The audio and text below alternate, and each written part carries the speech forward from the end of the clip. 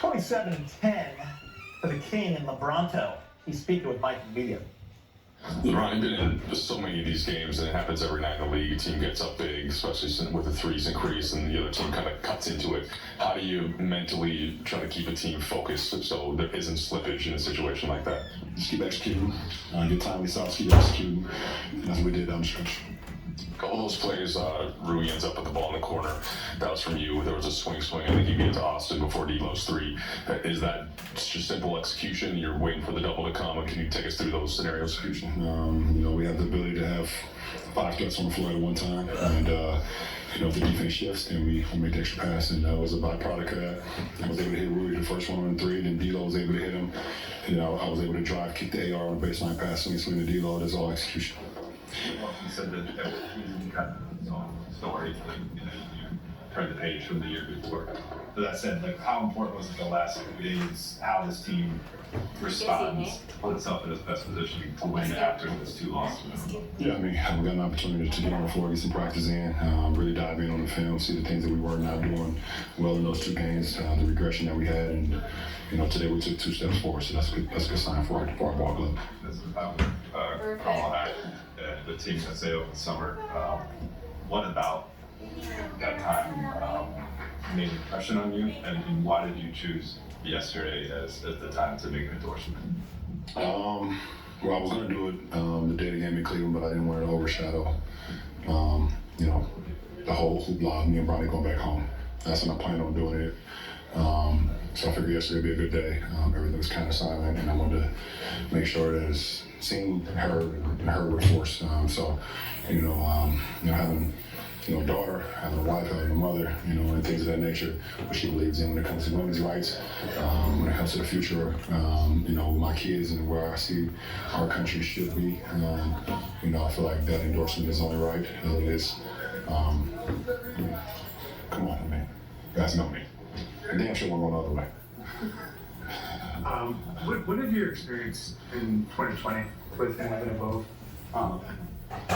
teach you about politics, show you about politics, show you about the impacts you can have in a very specific way?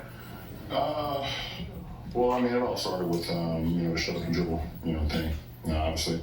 And to be able to be in a position where you can have some influence, and you have a lot of people who who want to be in a position to have influence as well, to be able to speak outside of their realm, if it's sports or if it's the music or movies or whatever it is, whatever the industry is, to be able to have a platform where I was able to gather a lot of men and women to be able to speak out from that moment, and then more in the vote campaign, obviously an initiative was great, and I'm even grateful now that it's still going. I got some beautiful ladies that's holding that down right now. Mecca Gunke is a really good dear friend, and she's picked a great lineup of great people to be able to continue that, because we know how important it is. So, we're very humbled to be able to have that, like you said, that year, and having to be able to continue to go now. Coach Reddick said at the beginning the Lakers are going to stay in Toronto an extra day to see Vince Carter's jersey retirement ceremony. What do you think of that? Carter being honored by the Raptors, the first player in team history to have his jersey retired? Congratulations to Vince Kennedy, rightfully so.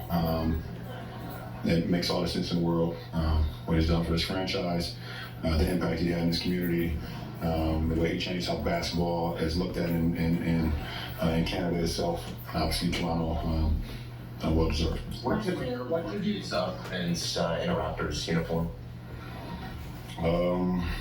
Some of my memories. So many. Obviously the 50-point game versus Sixers in the postseason, the rookie windmill, two-hand windmill backwards dunk versus Indiana on Chris Mullins, went around Chris Mullins and Rick Smith struck the box. The lob in preseason down at the University of North Carolina, we got that windmill. There's a ton. There's too many to name. Obviously the dunk contest. When he shut down the dunk contest and gave you this over soap.